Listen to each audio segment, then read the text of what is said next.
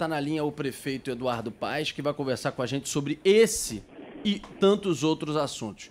Prefeito, obrigado por nos atender, bom dia, feliz ano novo. E eu sempre digo, como falei na entrevista quando o senhor foi eleito, que goste ou não, tenha votado ou não no senhor, o senhor é prefeito para todos os cariocas. E resta, mesmo a quem não votou na sua candidatura, torcer para que dê certo, porque o sucesso de um prefeito está ligado diretamente, de um governante, diretamente à vida de todos os cariocas também da nossa cidade maravilhosa. Bom dia.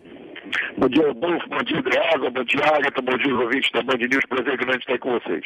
Prefeito, eu circulei muito esses últimos dias pelo Rio de Janeiro, em várias áreas, e vi desde a Barra da Tijuca, a Conlube até já começou a trabalhar nos últimos dias, na Ayrton Senna, Avenida das Américas, Mato Muito Alto, como vi na Avenida Brasil, passando por lá, Santíssimo, Padre Miguel, Campo Grande, Santa Cruz, Deodoro, mato altíssimo, altíssimo. Tinha um rapaz atravessando entre as duas pistas que o mato ia até a cintura, eu reparei na Avenida Brasil. Atravessando um canavial, né? É, um canavial, milharal.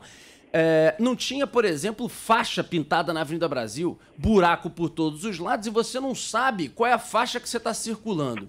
Por que eu estou lhe dizendo isso? Primeiro para perguntar, porque tem uma parte, que a gente sabe que a prefeitura não tem dinheiro, mas tem uma parte da manutenção da cidade que tem a ver, por exemplo, com a gestão de uma Conlurb, que sempre operou muito bem, ou operava muito bem no Rio de Janeiro. Tem outra parte de manutenção de sinais. Iluminação na linha vermelha, iluminação, coisas que às vezes tem até dinheiro carimbado, por exemplo, de multa para algumas coisas de semáforos, né, de sinais de trânsito. Queria lhe perguntar, e acho que se operar bem com gestão, em pouco tempo dá para mostrar uma coisa de gestão da cidade, de a prefeitura voltando a operar com seus próprios braços, servidores e sua máquina que existe e que é uma máquina forte. Queria saber um pouco desse choque aí de gestão que precisa existir, mesmo com as dificuldades nesse momento orçamentárias, né? Bom, vamos lá, Adolfo, primeiro, né, eu acho que essa tragédia toda que você tentou, todo mundo sabe, né, mas a população mandou para casa quem é o responsável por essa tragédia. Então, daqui para frente é comigo, né, então vamos perder tempo, eu não vou perder meu tempo aqui explicando a maneira como a gente está encontrando a cidade. Nossa tarefa é organizar a cidade, como você disse, olhando para frente. Né? Então, a primeira coisa é isso, existe sim uma estrutura, né? É claro que com todas as dificuldades, com as restrições orçamentárias que obviamente a gente tem, mas que estava trabalhando descoordenada, né? Sem comando. Então a gente vem organizando isso desde a transição, né? O time está na rua, está trabalhando, os dirigentes estão se organizando para que a gente possa, com a maior brevidade possível, mudar um pouco o cenário das coisas. Você tem intervenções de infraestrutura maiores, né? Que exigem muito dinheiro. Isso acaba complicando um pouco, mas capinar a rua, né, enfim, minimamente manter as luzes acesas, né, enfim, são coisas meio óbvias. Então, a Secretaria de Conservação, a Conlurb, a Rio Luz, enfim, esses órgãos, a Secretaria de Ordem Pública, esses órgãos que cuidam do dia a dia da cidade, têm o dever e a obrigação de começar a trabalhar exatamente o que, aliás, estou fazendo desde o dia primeiro. Né? Então tem um esforço muito grande de todos os dirigentes. Eu falei, eu não quero ver aqui ninguém culpando o Crivella pela desgraça da cidade, a população já culpou. Não quero ver ninguém aqui perturbando a paciência porque o ar-condicionado da sala está quebrado, porque o carro não está funcionando direito. Eu quero todo mundo na rua, produzindo, fazendo as coisas. E acho que, pelo que eu noto nesses primeiros dias, os secretariados escolhidos, os dirigentes escolhidos, estão mostrando essa disposição e assim terão que permanecer pelos próximos 4 anos. Andreasa. Prefeito, Andreasa aqui, o senhor sabe que nós aqui, eu especificamente, bati muito na encampação da linha amarela pelo ex-prefeito Marcelo Crivella. Eu estou falando aqui de segurança jurídica, algo muito importante para uma cidade que sofreu desinvestimento privado ao longo dos anos. Uma sinalização como aquela é uma sinalização de, olha, não invistam no Rio de Janeiro. Né? Houve uma ruptura de contrato, a gente sabe que o pedágio estava caro, que havia problemas, isso é fato. Assim que o senhor foi eleito, na entrevista que nos deu, eu perguntei sobre esse assunto e o senhor tinha outras preocupações naquele momento, como certamente tem, e estava ainda tomando pé da situação. Agora, passado já mais de mês e prefeito novamente, eu queria ouvir do senhor sobre a linha amarela. o pedágio será restituído, o contrato será restabelecido para que se comece uma negociação e, eventualmente, um processo mesmo administrativo para o rompimento desse contrato? Qual é o plano para a linha amarela, pensando em termos de segurança jurídica? E só para complementar, tem aí também um respaldo da Procuradoria-Geral do município, né, do que fazer. Não sei se o senhor já pegou o pé disso e o que pretende fazer nos próximos dias. Passei também por lá, pedágio liberado em ambos os sentidos e, obviamente, com isso também é uma falta de manutenção bem clara ali no dia a dia. Mas o que fazer agora, né? Bom, você tem um problema de segurança jurídica, mas tem também um problema de manutenção, né? Quer dizer, quando você faz uma modelagem de uma concessão, de uma via pedagiada, como é o caso da linha amarela, como é o caso da Transolímpica, né, você estabelece os parâmetros ali e tem uma coisa chamada equilíbrio econômico. Né? Quando esse desequilíbrio acontece no contrato, você pode administrativamente, dentro daquilo que está previsto no contrato, tomar as atitudes que, aliás, o que eu tinha começado a fazer em 2015. Né? Já estava claro ali que o pedágio estava muito caro, nós não demos o ajuste nos anos 2015 e 2016, justamente iniciando uma repactação do valor. O prefeito tem umas atitudes, o prefeito que me antecedeu tem umas atitudes que tomou, você tem um imbróglio jurídico que não é tão simples assim de ser resolvido, a gente já tomou um pouco da situação, mas depende desse imbróglio jurídico também para ser encaminhado. Você tem ação no STJ, você tem ação no Supremo, você tem um conjunto de ações judiciais que eu já comecei a tomar pé, já vi durante a transição, mas eu estou já com uma reunião marcada com o pessoal da Procuradoria, com o pessoal aqui de concessões, para tomar as decisões. O meu desejo é aquele que eu venho manifestando desde o início da campanha eleitoral, né, que se pactue o valor do pedágio, né, que ele vá para a base de reais, que se insira novamente do contrato com a linha amarela uma medição óbvia de quantos carros passam ali. Isso foi retirado do contrato lá atrás, o que prejudica essa análise da Prefeitura sobre o equilíbrio econômico do contrato, e que você possa ter um preço mais justo, mas o pedágio funcionando. Meu desejo é que a gente possa votar isso. Aliás, não tem nada diferente do que eu disse durante a campanha eleitoral. Né? A gente está aqui falando de vias mal cuidadas. Né? Quer dizer, se você tem ali um contrato de concessão que mantém bem aquela via, ali amarela é bem mantida, o ideal é que você permaneça com isso, óbvio, dentro de um preço de valor justo. Mas em quanto tempo o senhor pretende dar essa resposta e decidir efetivamente sobre isso? E outra coisa, se o senhor pensa em reduzir o pedágio agora, por que não o fez quando estava à frente da Prefeitura durante 8 anos? Eu tentei, né? Eu acabei de dizer, essa discussão começou em 2015.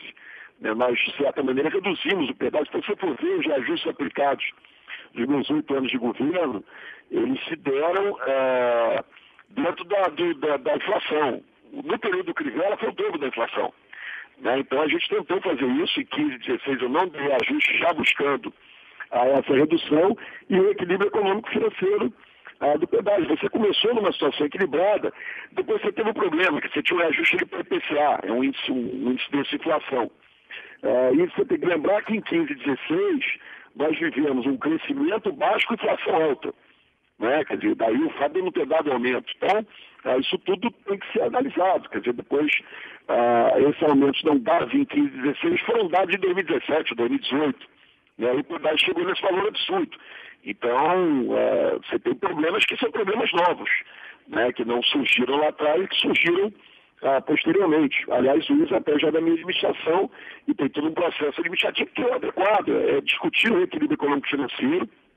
No limite você socializa, né? Mas você tem sempre o caminho da discussão administrativa, porque você tem cláusulas no contrato que fazem essa previsão. Mas só uma coisa, Agatha, me perdoe. O prefeito tem alguma chance, alguma possibilidade de a prefeitura manter a encampação, manter a gestão da linha amarela? Eu diria que a chance mínima, né? Quase igual a zero. Né? Porque a encampação pressupõe indenização. Né? Cadê o dinheiro para indenizar?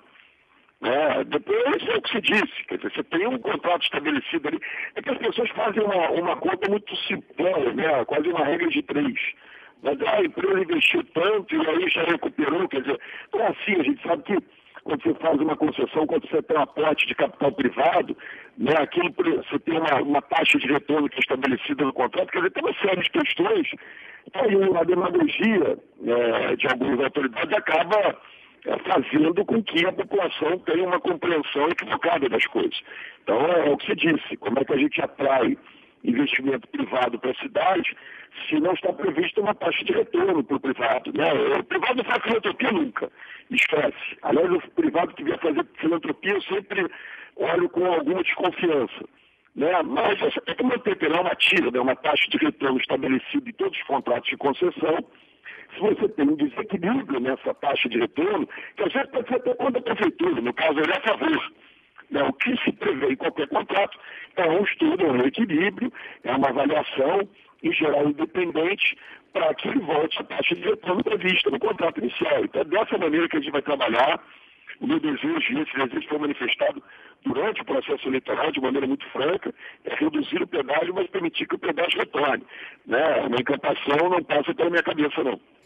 Prefeito, durante o final de semana a gente viu diversos bairros aqui da cidade castigados pela chuva. A gente falava, quando o senhor foi eleito, sobre o investimento, a possibilidade do retorno de alguns recursos que foram cortados durante a gestão Crivella em relação a essas precauções da chuva. Na prática, o que você já está pensando em fazer? Porque a gente viu a cidade do Rio sendo muito afetada, a Avenida Niemeyer, inclusive, fechada, um pedido do Ministério Público durante o final de ano também para voltar a fechar a Niemeyer, enfim. O que o senhor, na prática, pretende fazer em relação a isso? Vamos lá, olha só, Niemeyer, você tem outras Niemeyer na cidade, né? Você tem a Grajó Jacarepaguá, você tem a Serra da Grota Funda, você tem a Estrada de Furnas, quer dizer, a geografia do Rio, né, ela faz com que vias com essas características você tenha sempre algum risco de deslizamento, né? O governo anterior fez as intervenções, até onde foi informado pela GEO Rio, as intervenções, obrigado pela Justiça, pelo Ministério Público, mas acabei fazendo as intervenções necessárias da Niemeyer. Agora, é óbvio, uma via com aquelas características, ela sempre vai apresentar um grande risco. O que me parece ideal é que você tenha para essas vias, nessa posição geográfica da cidade, você tem que sempre ter um plano de contingência, né? Tem uma chuva mais forte, fecha, não coloca em risco a vida das pessoas. Então, eu acho que esse é o esforço. Eu não vejo, pelo menos tecnicamente, o que eu ouvi da GEO Rio, eu tenho que confiar nos técnicos da GEO Rio, não há uma necessidade de fechamento. As intervenções foram de fato feitas. Se elas foram feitas porque a Justiça obrigou, porque fechou muito tempo, não vem ao caso. O fato é que foram feitas as intervenções previstas ali. Isso, obviamente, terminou liberado pela própria Justiça. O que nós estamos buscando fazer agora é um trabalho de limpeza de galeria, de manutenção melhor da cidade.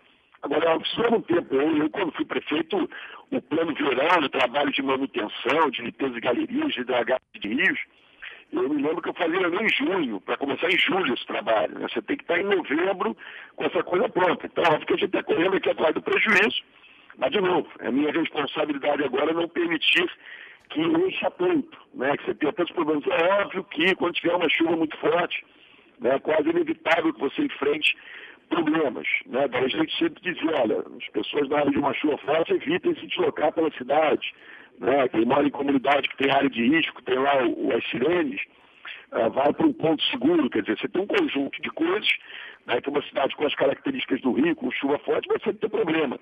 Agora, é óbvio que tem muita coisa, muito problema que sofre. Pacheco Leão, para dar um exemplo de uma coisa que sai sempre da imprensa, ali a Jardim Botânico, alagou, da Pacheco Leão. Alagou ontem ou anteontem, alagou com uma chuva de sei lá, menos de uma hora, alagou. É isso, ali foi feito, até foi feita uma obra, quem passa ali viu, só que foi feita a obra, 1/3 da obra.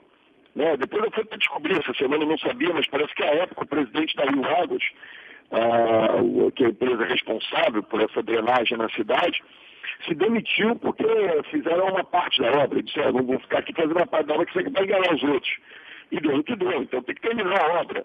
Né? Isso pressupõe investimento, já estamos levantando que investimento tem que ser feito em tantos outros pontos. Você pega ali a região da Piedade, Cascadura, Quintino, né? Madureira, você teve muitas situações de alagamento, Jardim Maravilha na Zona Oeste, que é um problema grande, aí é uma coisa mais estrutural mesmo, você tem que fazer uma bacia de acumulação, não precisa ser um piscinão à la Praça da Bandeira, mas precisa ali de uma bacia de acumulação de águas, que ali vai sempre encher, você tem uma área mais baixa mesmo do que os canais que tem ali, então você tem desde manutenção da cidade, que é uma coisa que nós já estamos fazendo, óbvio, repito, A gente levava 6 meses organizando a cidade para o verão. Não vamos conseguir resolver agora. Mas tentar que com o centro de operações funcionando com mais atenção, a gente poder evitar, pelo menos, que os transtornos sejam graves, ou que o pior, que se percam vidas.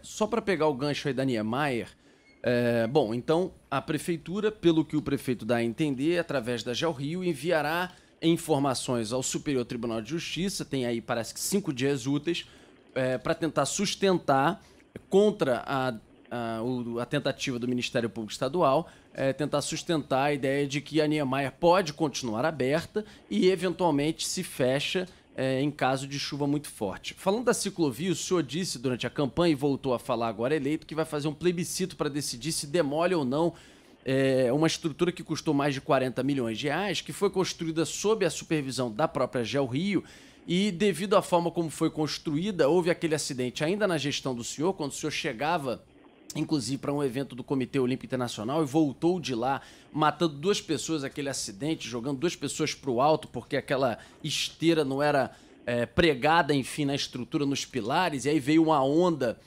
de uma ressaca e jogou todo mundo para o alto. Aquilo foi um erro de projeto que mal ou bem foi dentro da sua gestão, à época na prefeitura. Agora, diante de outros deslizamentos da Niemeyer e de outros trechos que foram abaixo, a ciclovia ficou fechada, nenhuma obra mais foi tocada, ela está lá abandonada, e a discussão do momento vai demolir ou não? O senhor disse que vai colocar para plebiscito. Eu diria, pelas vezes em que a gente consultou aqui em votações no Twitter... Né? A gente discordou, eu sou pela demolição, você foi pela revitalização. Pela manutenção, pela revitalização eu sou, porque eu vejo obras...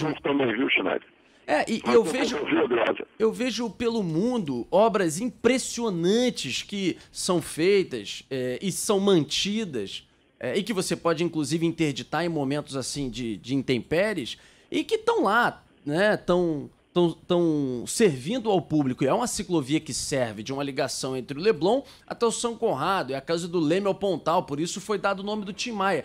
Então eu, apesar de achar um trombolho, à época reclamei com o prefeito aqui no ar, dizendo que atrapalhava a vista da Niemeyer e tudo mais. Esteticamente feio, incontornavelmente. Incontornavelmente. Mas tá lá, foram mais de 40 milhões, se eu não estou errado, investidos pela prefeitura na época. Então eu sou a favor de você, por mais que possa interromper, interditar em dia de muita chuva, você reconstruir e refazer, claro, olhando as encostas também da Niemeyer, para não ficar caindo toda hora. Mas acho, prefeito, que se o senhor colocar para plebiscito, até pelas mortes, pelo que aquilo ali ficou ligado e pelo que a gente aqui já consultou em outros momentos, vai vencer as pessoas como o Andreasa que defendem a demolição.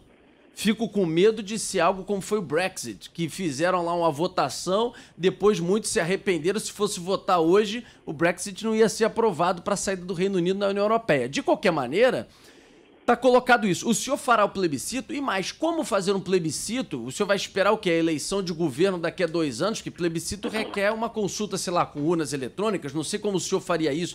E é uma decisão que precisa ser logo tomada também, não né? vai convocar as pessoas para a urna para votar isso, né? Pode fazer online, por meio de CPF.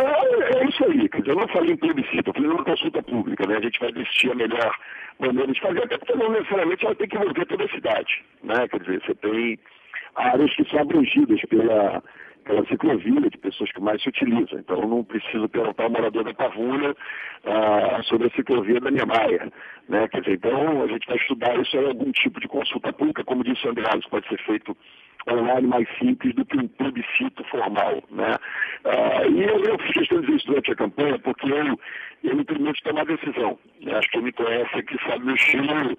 Eu sou eleito para tomar decisão, assumo as responsabilidades das decisões que tomo, né? Mas como esse caso foi um caso muito especial, né? Foi um caso que gerou muito transtorno, foi de fato, ele teve erros técnicos, a responsabilidade política foi minha de fazer, né? Agora eu não sou engenheiro para ficar fazendo esses cálculos, mas o fato é que a responsabilidade política é minha. Então, nós encaminhamos essa solução de uma consulta pública ainda a decidir como fazer. Porque, de novo, essas coisas tem que levantar. Como é que está no Ministério Público isso? A ação judicial, liberando, tem parecer dizendo que está liberado. Eu me lembro de uma cena do prefeito Crivella lá com um carro de rua daqueles, mostrando que estava garantido a ciclovia. Depois você teve o deslizamento da Niemeyer e caiu mais uma parte. Se você pegar a anexão Conrado e Barra, não sei porque está fechado até hoje. Aliás, ali as pessoas roubando as coisas, não tem razão de ser. Aquilo ali é uma circunstância completamente diferente do que é o trecho da Niemeyer. Quer dizer, isso tudo nós estamos levantando e eu vou fazer campanha para se manter a ciclovia, né? Até porque eu acho que com um bom plano de contingência é possível se utilizar, né? E como já foi feita, lá está, né? Eu acho que é importante manter a ciclovia, mas é algum tipo de consulta pública e eu ainda estou levantando também a situação jurídica, né? Eu vou estar no Ministério Público, eu nem ia dar essa notícia aqui, eu vou estar no Ministério Público, já está fazendo uma visita institucional Procurador-Geral de Justiça, ao Dr. Eduardo Gussen, mas esse é um dos temas que eu quero tratar. Quer dizer, você tem questões que a gente precisa entrosar com as demais instituições, porque senão fica uma briga de gato e rato, né? Não é possível que a Prefeitura não tenha a capacidade de se articular com o Judiciário, com o Ministério Público. Olha, o que nós temos da memória é isso aqui, o que nós temos da ciclovia é aquilo ali, o que nós temos de tal situação é isso aqui, né? Qual é a opinião de vocês? Esse diálogo tem que existir. Não precisa judicializar tudo. Esse foi o esforço que eu fiz, aliás, durante 8 anos. Você acha que a gente conseguiu demolir em dia perimetral se não tivesse tido muito diálogo?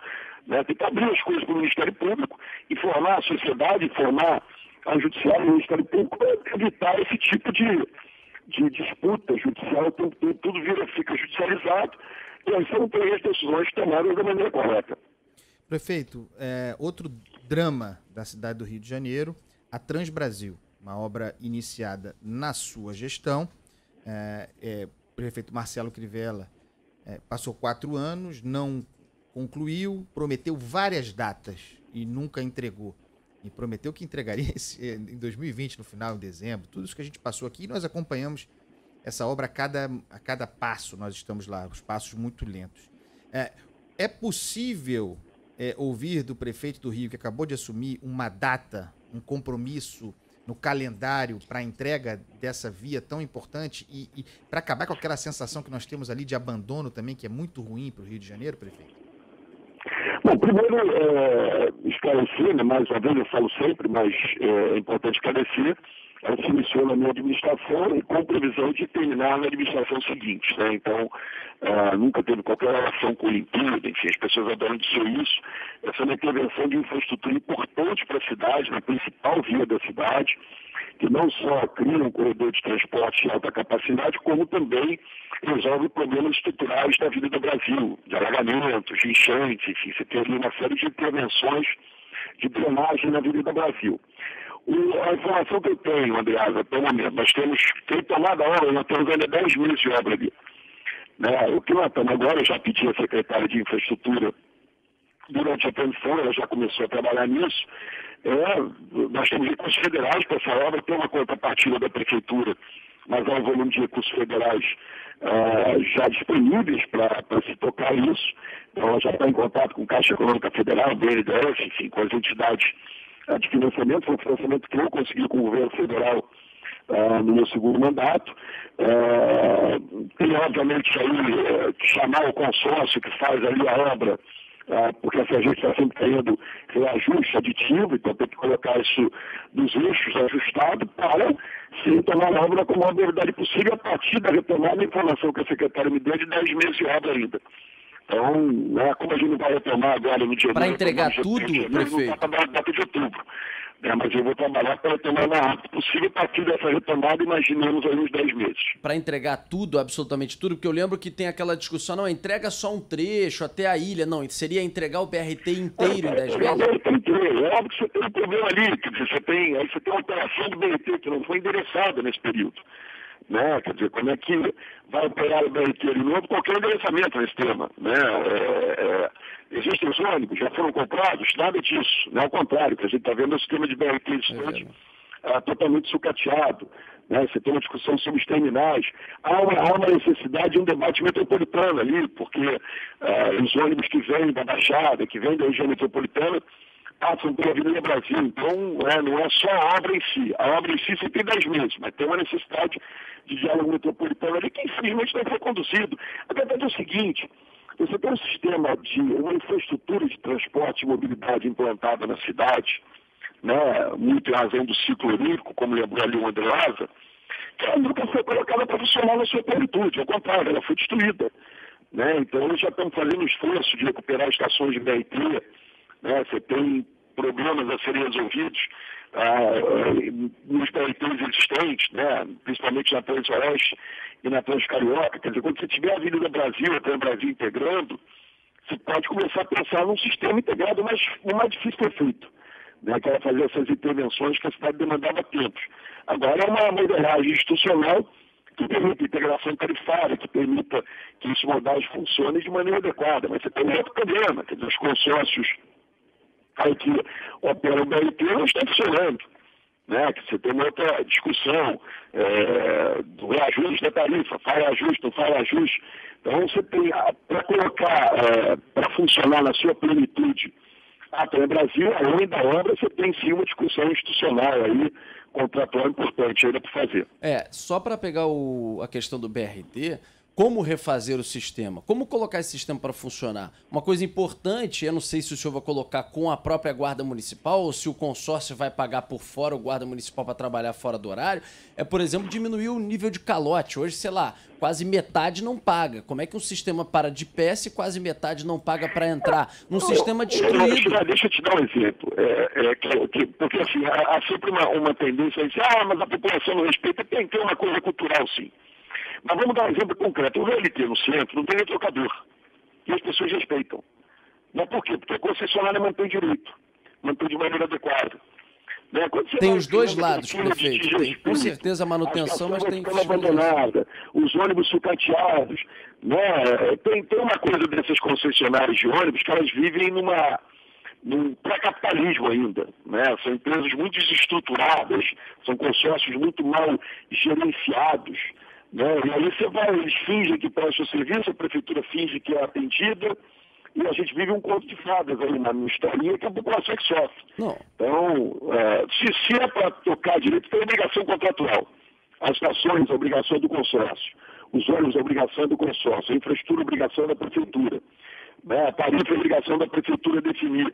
Se não for para cumprir as regras, cancela-se o contrato. Não está aqui dizendo que eu vou cancelar, mas a gente vai exigir o cumprimento das regras. Mas sem dúvida, só para complementar o raciocínio, sem dúvida tem muito por trás disso um sistema que está completamente destruído. Então o cara ele se vê no direito de falar assim, olha, essa estação, algumas nem existem, essa estação está completamente destruída, caindo aos pedaços. Os ônibus, eles me transportam como um lixo pior do que gado, então eu vou também pagar por essa porcaria.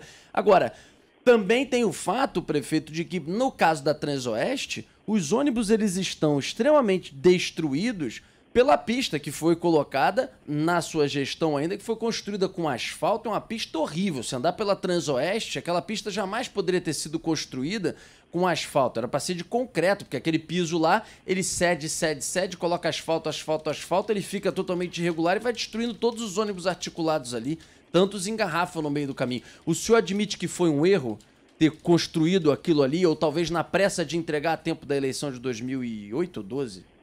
Olha, eu sei que é admitido quando nós já fizemos os outros BRTs com pistas de concreto. Né? Quer dizer, então isso já está admitido há muito tempo. Não teve pressa de entregar para a eleição, não existe, Schneider. Você tem que. A gente está fazendo as intervenções. Né? Aliás, quanto mais pressa tiver, melhor, né? Desde que feito com os devidos cuidados. A pressa é da população. Né? Aliás, ficou comprovado nessa eleição. Né, eu posso afirmar aqui para vocês que um dos motivos pelos quais eu fui eleito eram as clínicas da família e os BRTs. Né, a população querendo esse equipamento de volta funcionando. Né, as pessoas me acreditavam muito das obras olímpicas e não sei o que de demolição de perimetral. O que a gente atendeu foi a população mais pobre dessa cidade com transporte mais digno, as clínicas da família funcionando. São demandas que eu vi permanentemente na eleição. Então, nós vamos colocar o BRT para funcionar, fazendo os ajustes necessários. A Transoeste, sem dúvida nenhuma, você não tem só o problema do piso, não. Você tem um problema de dimensionamento de estações, principalmente na Zona Oeste. Né? Mato Alto, Pingo d'Água, Curral Falso. São estruturas muito pequenas ali. Né? Então, você vai ter que pensar em construção de terminais. Né? Agora, de novo, isso tem uma questão institucional, porque tem uma obrigação contratual da concessionária que tem que ser avaliada. Prefeito, muitos ouvintes perguntando, como por exemplo a Denise, em relação ao 13º de parte dos servidores municipais. Tem alguma previsão para esse pagamento? Vocês vão parcelar, não vão pagar folha, de forma integral? E exatamente. a folha agora do começo do mês. A folha de dezembro, que vem. Assim que essa é uma prioridade absoluta, né? O trabalho escravo acabou, o servidor tem que receber pelo serviço prestado. Agora, não teve nenhuma mágica mundial do dia 31 de dezembro para segunda-feira hoje, né? O que tivemos foi 4 dias aí de feriado, né? Óbvio que não tem dinheiro em caixa, se tivesse deixado pago, né? A primeira vez na história que um prefeito distribui contra-cheque e não deixa o dinheiro para pagar, eles estão contando de vai ter, bom, vai ter, vamos esperar se vai ter, né? O que tiver vai ser para pagar servidor. Mas é óbvio que os recursos não existiam, né? Então nós temos que resolver a folha de dezembro, né? E resolver também o 13º salário. Agora, não entrou qualquer recurso, nem na quinta, nem na sexta, nem no sábado, nem no domingo. Estamos na segunda-feira, tomara que esteja entrando recurso hoje. Mas nesses 4 dias ninguém pagou imposto nenhum, ninguém recolheu nada aos cofres da prefeitura até que o sistema bancário estava fechado.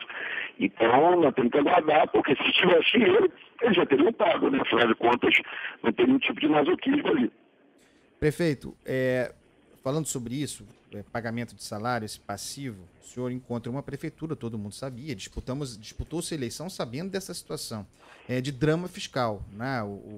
A questão fiscal muito comprimida, muito pouca margem, quase nenhuma para investimento, o compromisso salarial e previdenciário imenso da prefeitura e, além de tudo, uma queda na arrecadação. Esse é o cenário que o senhor encontra, né? O fiscal pressionado, a arrecadação baixando. O senhor saiu aí de partida com um choque decretivo tratando dessas questões. Eu queria te ouvir sobre esse panorama, né, sobre como arrumar essa casa, isso tem que ser muito rápido, e também particularmente sobre a questão previdenciária, que circulou a ideia de aumento percentual de 11% para 14%, claro, isso depende da Câmara Municipal, de 11% para 14% da contribuição previdenciária dos servidores. E outra coisa também nesse pacote, o senhor pensa em tocar adiante uma reforma previdenciária municipal, prefeito? Vamos lá por partes. Primeiro, sem dúvida nenhuma, uma das razões que eu fui eleito é porque a gente conseguiu organizar as contas da prefeitura. Então, eu quero aqui afirmar e garantir que nós vamos, mais uma vez, organizar as contas da prefeitura. A Prefeitura do Rio foi exemplo durante 8 anos de gestão financeira, era grau de investimento com as agências de risco mundial. Foi um momento que a gente tinha uma nota maior do que do governo central, foi um fato inédito, nós também impus dentro da Prefeitura do Rio, e nós vamos voltar a essa situação de equilíbrio fiscal. Para quê? Para pagar os servidores em dia, para pagar prestadores de serviço em dia, para voltar a ter capacidade de investimento. Nós fomos um ente federativo, pelo menos naqueles que importam, que mais investimento fez. Nós vamos voltar a esse padrão nas finanças da Prefeitura. Óbvio que isso exige uma série de medidas. Não é verdade, Andreasa, que a arrecadação tenha baixado. Você teve um aumento das receitas próprias do município em razão do aumento de IPTU feito pelo governo anterior. Aumento esse, aliás, em muitos casos, absurdo e injusto. Em outros casos, justo, não há dúvida disso. Mas você tem situações que, inclusive, nós estamos avaliando já para, ao longo do ano, mandar para a Câmara de Vereadores propondo uma redução. O que você tem é uma péssima gestão financeira, um conjunto de erros ao longo dos anos, um desequilíbrio completo do caixa, um manejo do caixa completamente irresponsável.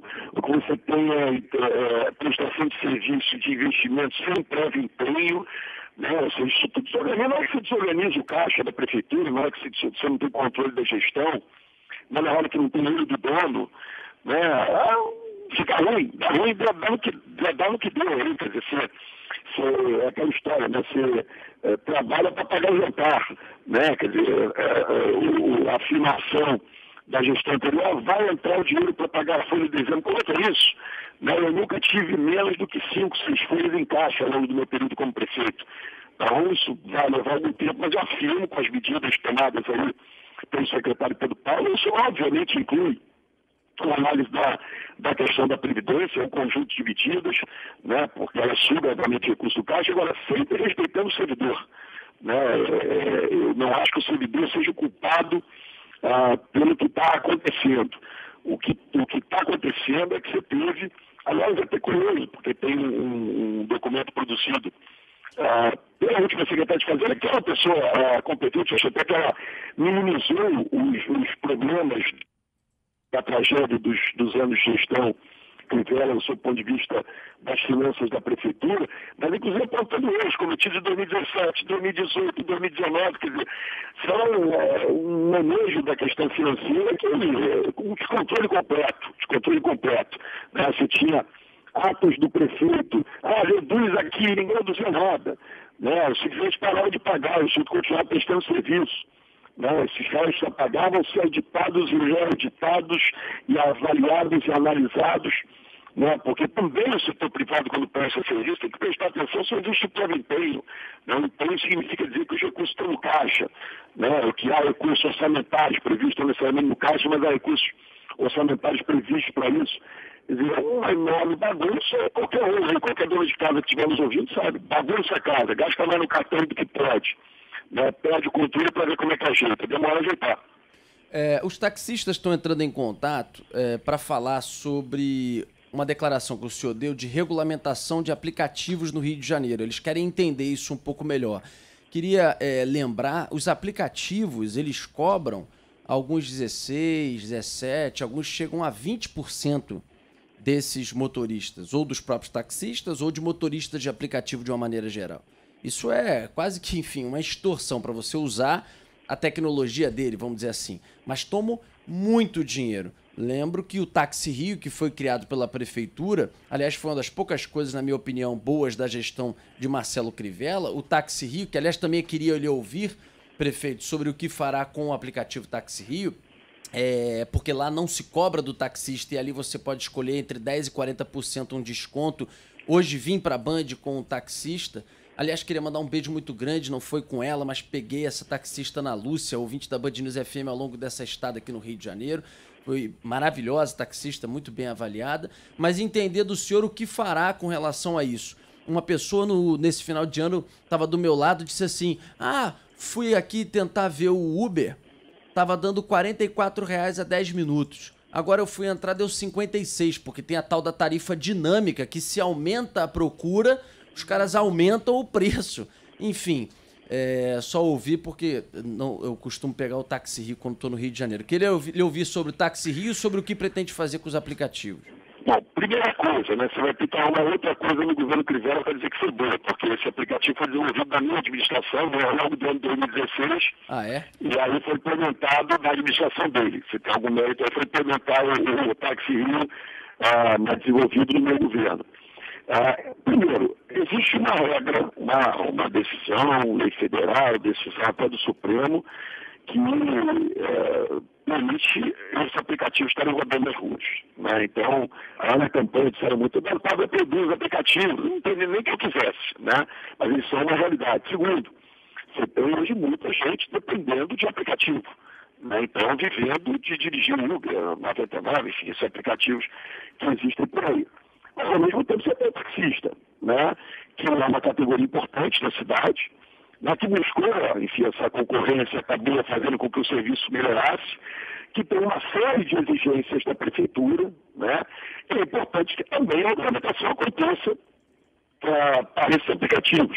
Fora essa quase extorsão, como você disse, quando você olha para esses aplicativos de comida, então, é um assalto, né? O que fazem. Então, eu sou totalmente a favor de tecnologia, de aplicativos que se desenvolvam. Eu acho curioso, viu? Me permita esse comentário, Schneider, mas as pessoas, a mais da elite, né? Quando você fala alguma coisa de Uber, todo mundo grita. Né? Mas se eles dão uma van, que eu te chamaria aqui do Uber das pessoas mais pobres, mas sempre tem que regularizar, tem que melhorar, tem que não sei o quê. Quer dizer, acho que tudo tem que ter regulamentação da prefeitura. A utilização do espaço tem que ter a regulamentação da prefeitura, estabelecendo regras. Então, os aplicativos, eu já encomendei a secretária Marina está trabalhando em cima dessas regras, e terão regras, né, claras, mas, obviamente, permitindo que as pessoas trabalhem no seu Uber, no seu 99, e vamos tratar o taxista com respeito. O taxista merece essa atenção da prefeitura. Então, o Táxi Rio, como o senhor falou no começo, ele se mantém normalmente, enfim, na tua gestão? Eu estou quase aí, vamos chamar de estatizante, mas eu estou quase fazendo o iFood Rio, o Rio Eats. Pelo amor de Deus, prefeito. Pelo amor de Deus, nem brinca com isso, prefeito, por favor. Outra coisa, leitos de Covid. O senhor já criou, hoje já tem mais de 300 leitos na rede.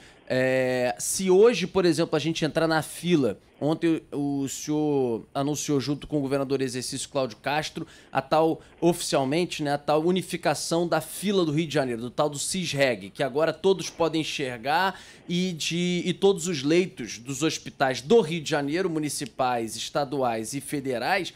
Quero ver se na prática isso vai acontecer, porque eu já escutei essa promessa umas 100 vezes, mas de qualquer maneira, da unificação da fila do CISREG. Hoje, se o senhor está colocando mais de 300 leitos de UTI à disposição, a gente não deve ter mais, então, fila em busca por vaga e provavelmente aquela taxa de ocupação de 90 e tantos % deve cair. Isso já está acontecendo? Já é um impacto que pode ser visto hoje, segunda-feira, dia 4 de janeiro? Primeiro esclarecimento, né? O que é anunciado, o que está divulgado, é uma total transparência dos leitos da rede pública no Rio de Janeiro. Né? Então, você entra lá, eu botei o link lá no meu Twitter, você entra nesse link e você vê, parece que quando você vai marcar um de cinema, né? Quando você quer reservar no cinema, você tem lá a poltrona, você tem lá todos os leitos, se o leito está fechado, a razão do fechamento, uma coisa que nós fizemos foi dar transparência para a população, para a imprensa, para todo mundo poder acompanhar a utilização desses leitos. A integração entre Estado e município, de certa maneira, já acontece, né? Foi algo decidido ontem. O que precisa é integrar os leitos da rede federal. Isso sim é uma luta bastante antiga e que a gente espera poder avançar agora. Eu já fui prefeito outono, já essa batalha se travou, foi vitória para o interesse público, né? Que é fazer essa integração. Ontem, além de mim do governador, estava lá o representante do Ministério da Saúde, que também se mostrou muito aberto para isso. Mas é importante que o que a gente fez é isso. Todo mundo, se quiser entrar agora aí, você entra no site e vai ver lá o hospital tal, está com tantos leitos abertos, está leito fechado, por que está fechado? Em relação ao Covid, nós anunciamos 343 leitos novos, claro que os 343 já foram abertos no sábado. No sábado nós já abrimos 30, na História Carinho, ontem estamos abrindo já do Souza Aguilar, reativando leitos existentes, de certa maneira quase terminando com aquele hospital de campanha desnecessário, caro, absurdo, para uma cidade que tem leitos disponíveis, é só você deslocar RH pessoal para a reabertura desses leitos, que é o que a gente está fazendo, não é óbvio. E isso, obviamente, vai trazer um pouco mais de conforto, né, nessa fila de espera, nas horas dessa fila de espera. Nessa fila de espera, pelo que eu entendi ontem pela própria explicação dos secretários, ela varia muito porque você tem ali, portanto você não tem uma fila de muitas horas de espera, né? Isso esteja acontecendo permanentemente. Se esses 343 leitos novos resolverem o problema, maravilha. Se não resolver, abriremos mais. Né? E, obviamente, contando com a vacinação começando o mais rápido possível. Vai, Agatha, perdão. O prefeito, falando ainda sobre nesse cenário de pandemia, em relação à volta às aulas, é a dúvida da Mônica. Ainda tem essa previsão de fazer um ensino híbrido se a pandemia continuar avançando aqui no Rio? Vamos lá, o shopping está aberto, a praia está aberta, né? Enfim, a vida está girando e só as escolas ficam fechadas, né? As escolas particulares, né, prefeito, funcionando. Aqui a manifestação do Comitê Científico de Verdade que nós montamos, né, com agentes externos, a prefeitura, especialistas, mas lá no mundo inteiro, né, as aulas têm uma proteção, porque nós estamos com as crianças fora de aula há muito tempo. Né? Não dá para imaginar que com uma rede de ensino fundamental você vai conseguir fazer ensino híbrido para a criança que está numa creche. Né? Então, num espaço de movimento infantil, a determinada idade, óbvio que isso é algo a ser alcançado, mas essa tecnologia não existe hoje. Né? Você não tem nem, se quiser fazer ensino híbrido, é muito pouca gente, muito pouca criança que tem acesso a isso. Então, a minha conversa aqui com o secretário de Educação e de Saúde é do meu desejo de ter as aulas. Eles tiveram reunidos o dia inteiro, o Comitê Científico vai avaliar isso, mas a minha opinião, o meu movimento vai ser nessa direção. E aí você tem uma coisa que eu estou lutando, esse Plano Nacional de Imunização, ele não prevê numa primeira fase logo o pessoal da educação. Eu acho que tinha que estar Óbvio que na primeira fase estão previstas as pessoas com mais de 60 anos, ou seja, professores com mais de 60 anos estarão sendo vacinados aí no primeiro momento, na primeira fase. Então isso é algo positivo, né? Mas não é possível que a gente continue com as escolas fechadas, não dá. É sempre claro, né, e certamente aqui me colocando no lugar dos professores, dos profissionais de educação, não só nessa preocupação de vacinação, como disse o prefeito, mas também de se preparar. O prefeito citou, por exemplo, os shoppings, que é uma correlação, na minha opinião, vinha falando também sobre isso, é perfeita, mas também tem que se preparar as escolas da maneira adequada, não só no ambiente, como em infraestrutura, álcool em gel, enfim, as condições para que eles possam também, né? Isso tem que ser algo, assim, nós temos que parar para pensar, né? Porque os filhos de quem tem dinheiro para pagar a escola particular, fazem o ensino à distância, passaram de ano, a vida seguiu.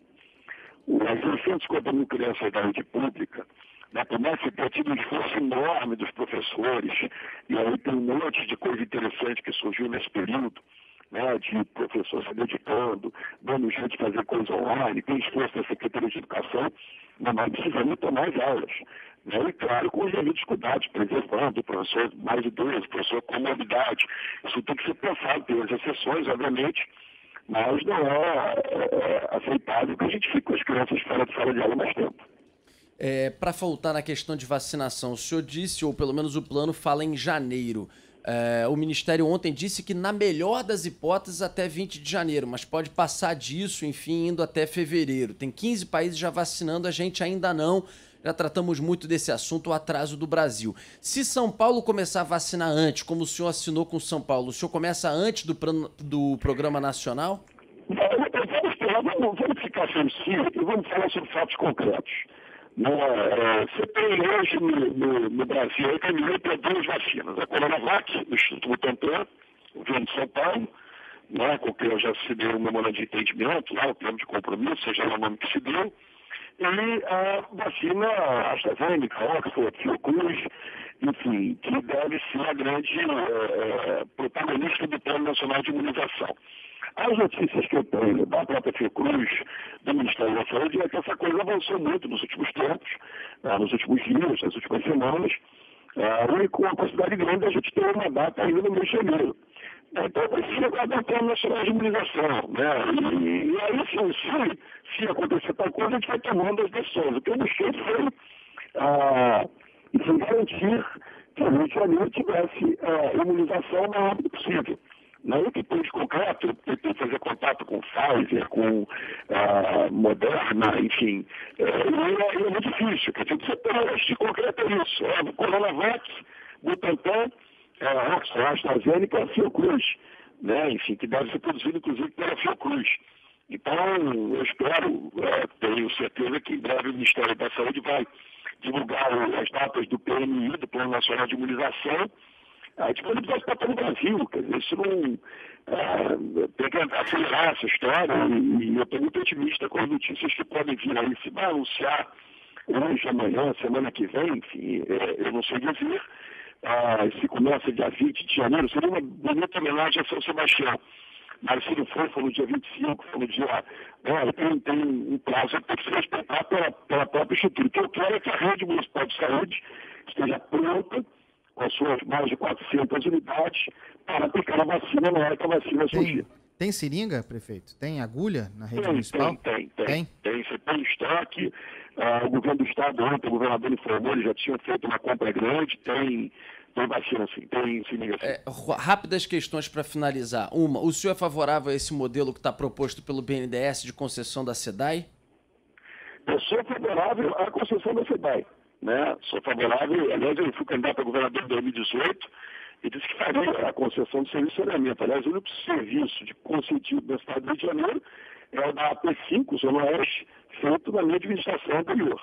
Então, eu sou favorável. Agora, nós precisamos ver aí a situação do município do Rio de Janeiro, no diálogo, porque o município responde por 77% da arrecadação da SEDAI. É óbvio que não vai receber 77% da outorga ou dos valores que forem recebidos. Aí há uma questão metropolitana que, obviamente, tem que ser pensado, mas os valores que vão ser passados para o município são muito pequenos. Mas eu estou dialogando com o governador Cláudio Castro nessa direção, vamos chegar a bom termo, e essa concessão vai acontecer, se Deus quiser, essa agenda do século XIX, mas finalmente iremos resolver em pleno século XXI. Eu tinha lhe perguntado sobre as academias ao ar livre, que era um projeto muito importante do Rio de Janeiro. Muitos idosos frequentemente entram em contato com a Band News FM falando sobre eles. O senhor vai retomar e em quanto tempo esses projetos nas praças, enfim? Quero retomar. Agora eu não vou te dar uma data agora, porque, enfim, isso depende de recurso, as coisas estarem funcionando, mas nós vamos retomar esses serviços mais básicos, mais óbvios da prefeitura. Eu disse na campanha, não dá para imaginar que grandes investimentos, né? Enfim, se Deus quiser, pelo menos a capacidade de investir. Vamos botar a prefeitura para funcionar, é nossa obrigação óbvia. Um motorista de van está perguntando para a gente qual é o nome dele, Agatha. Felipe, o que o senhor vai fazer com relação às vans? Porque os ônibus, como a gente vem falando, os ônibus saíram de muitos lugares. Aliás, saíram também muitas vezes em alguns lugares na Zona Oeste ameaçados pela milícia também. Mas saíram porque são ruins, saíram porque o serviço é péssimo, saíram por várias outras discussões de tarifa, etc. E ele está perguntando como é que vai ser a questão da van. O senhor vai, até mesmo na fiscalização, né? O senhor vai trabalhar de que forma na área da van e com esse serviço que é complementar? Rodolfo, nós resolvemos essa questão das vans no meu segundo mandato. Fizemos a licitação do STPL, Serviço de Transporte Público Local. Estabelecemos as linhas que podiam. Deixamos uma licitação pronta para uma área grande da Zona Oeste, que obviamente ficou parada, não avançou. Nós vamos tratar de fazer com que o STPL funcione dentro de regras, que mais licitações aconteçam, para você ter a permissão de uso, a concessão, seja lá o nome que se der, para essas vans, e tem que cumprir a regra da fiscalização. Como eu sempre faço, né? Quer dizer, a regra existe para ser cumprida. Né? Se você tem uma regra, a linha tem que passar por aqui, tem que prestar isso, tem que funcionar com bilhete único, a regra vai ser cumprida. Então, não cumprir a regra, vai sofrer a fiscalização da prefeitura, que andar dentro da lei, das regras, vai ter total apoio. Né? Será mais um boato que dizer, vamos acabar com as vans, vamos acabar com a zona.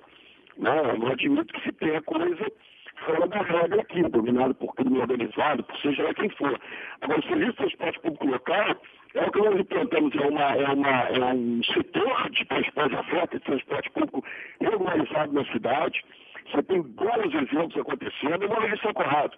O STPL da Rocinha funciona organizado, tem um pessoal trabalhando com seriedade, tem que dar direito que as coisas se organizam, só não pode achar que vai fazer o que quiser na cidade. Isso, como prefeito, eu não vou admitir. Obrigado, prefeito Eduardo Paes, bom trabalho, e a gente volta a se falar, obviamente, nas cobranças do dia a dia e, enfim, em outras situações da cidade ao longo da programação da Band News FM. Bom dia. Imagina, você pode ter certeza que eu vou fazer igualzinho eu fazia com o nosso saudoso Boixá. Falou de mim na Band, eu dou um jeito de ligar para dar satisfação. O prefeito, aliás, o prefeito está usando as redes sociais como nunca, né? Fazendo a publicidade da sua gestão. Vai ser assim, prefeito? Cada passo um clique? Uma live. A minha mulher de mim falou que você estava cansado de mim. 4 dias. Vou fazer com alguns olhos. De vez em quando eu dou uma tweetada aí, posto na rede social. Mas assim, mais informação. Tem até o início do mandato, né? Você tem a coisa da posse. Mas acho que é importante, acho que é um instrumento importante de comunicação, de prestação de contas. Né? Óbvio que não é simples interagir com todas as pessoas que fazem comentários em diferentes redes, mas é uma maneira de a gente prestar contas, vamos prestar contas através de rede social, vamos ter respeito com a imprensa, com o papel de vocês, que é de ser chato mesmo, de cobrar, de ter perfeita compreensão disso. Aliás, é o que eu disse para os secretários, né? Talvez boa parte dos problemas que eu tenho enfrentado no meu outro mandato, depois de ter sido da prefeitura, se a gente tivesse prestado mais atenção em algumas questões apontadas pela imprensa, também não estivéssemos passando por determinadas situações. Então, vamos estar atento, convidos a voto para o diálogo, entendendo o papel da imprensa, entendendo o papel das redes sociais e, acima de tudo, trabalhando aqui com muita disposição para devolver essa cidade e a sua dignidade. Obrigado, prefeito. Bom dia. Um abraço. Um abraço.